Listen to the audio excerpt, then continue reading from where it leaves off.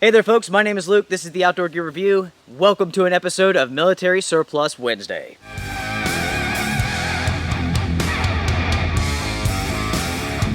Now what I have on my back here is the ILBE Assault Pack 360 time. This is, without a doubt, one of the most popular assault packs that you could buy today. They are plentiful, they're all over the place, you can find them especially on eBay, and the conditions of these packs will vary from very poor to very good. Now, I've had this pack here for many years, and I bought this for super cheap, like 25 bucks off of eBay. Before I shot this video, I went online, took a look on eBay, and these packs are really expensive. It really surprised me. They sell for roughly $130, $150 on eBay. These packs are more expensive than the full-size ILBE rucksack.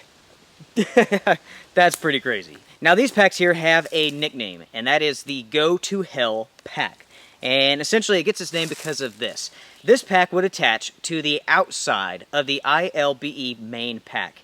And when things go to hell, you drop the main pack, you grab your small pack, and you go. Now the design of this pack comes from Arc'teryx, and it is based upon the Charlie pack. Now the Charlie pack can be found, it's extremely rare, it's very hard to find, but it can be found ever so often on eBay, where it sells for $300, $400, $500. While this pack was designed by Arc'teryx, it was made by Proper International. So as you can see here folks, the camo pattern for this pack is Marpat, and the pack itself is covered in Molly & Pal's webbing. When it comes to the materials for this pack, you're looking at a 725D Kadura nylon. When it comes to the dimensions, you are looking at 19 inches high, 10 inches wide, and it has a depth of 8 inches. And it can support up to 40 pounds worth of gear. It weighs 3 pounds, and it offers you 1,500 cubic inches of space. Alright, so let's take a look here at the front of this pack. As you can see, here's all this webbing. It's on the front. You also have some down here on the sides. You have 2 compression straps on each side of the pack, as you can see here.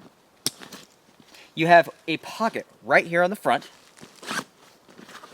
which offers you some space. It's not a great deal of space, but it's not bad, right? For smaller items, maps, and so on, it's a pretty good sized pocket.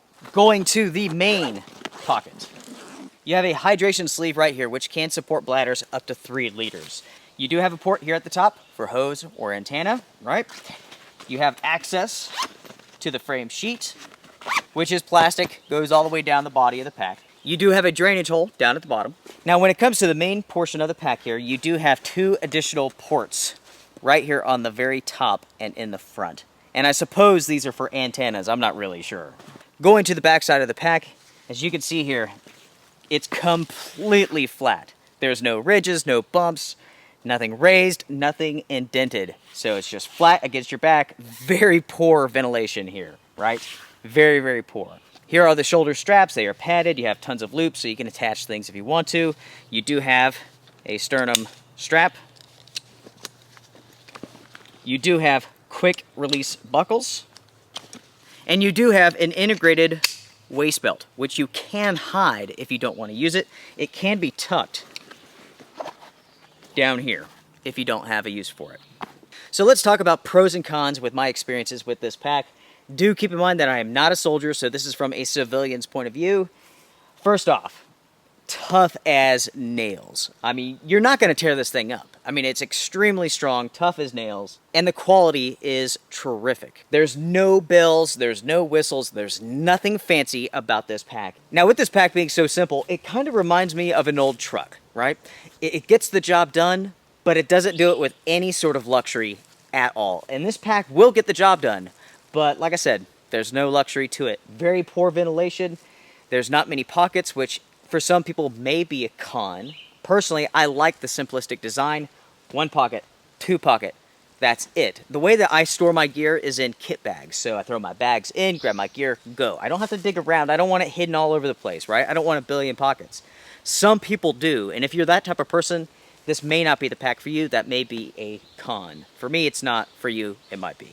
An issue that you may face with this pack is space. 1,500 cubic inches is not a lot. So if you need more space, think about getting some MOLLE utility pouches to mount on this. That will increase the space quite a bit for a fairly inexpensive price. Talking about price, when this pack was $25, $50, that was an exceptional price, right? You couldn't beat it. But now that they've gotten so expensive, I can't help but wonder, are there better options out on the market? Maybe more comfortable options out on the market. In the future, with an episode of Versus, we will tackle that issue. We will be comparing the ILBE Assault Pack to the FILBE Assault Pack. Which one will be more comfortable at carrying a heavy loadout? We shall see. Coming up soon. Now everyone, I have heard your requests. You guys want more military surplus, and you all shall get it. This episode marks the beginning of Military Surplus Wednesdays beginning again. I have been working with a certain company, which you guys will find out about soon enough, to get more gear in for you all. It's a great company, awesome prices, really cool stuff coming up soon. So for our look here at the ILBE Assault Pack, that's pretty much it. If you have any questions, email me. Until next time, strength and honor. Be well.